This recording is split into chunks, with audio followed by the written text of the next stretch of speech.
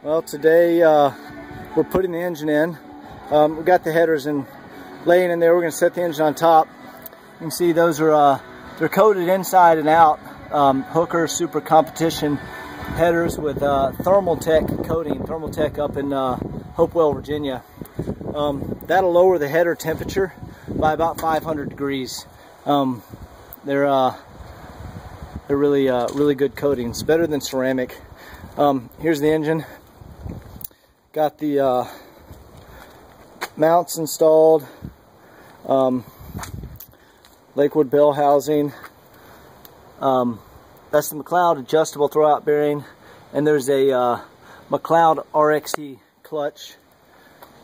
You can see on the driver's side, there's a countersunk Allen bolt through the mount. So if this mount ever breaks, that bolt is countersunk, and then it's tack welded on the other side to keep the mount from separating.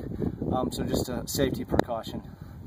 And here, these are since it was cold out, and when we test run the block, we just put water in it. Since it was cold out, we put some of these drain plugs, so you can just turn it and drain out any water or coolant that's in the engine. Tighten them back there. And it's a Canton baffled race pan. D-port heads. It's got the Butler Performance Pontiac valve covers, and it's got a torquer intake.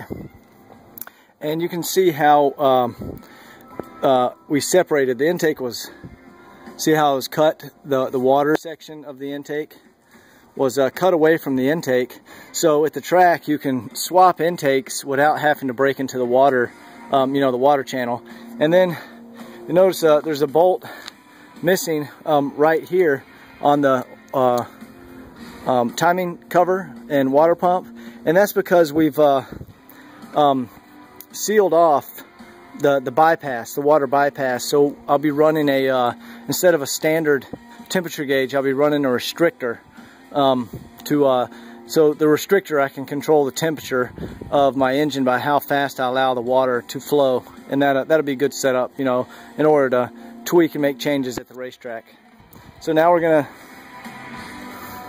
as the mighty GTO watches, we're going to pop this in the car, hopefully.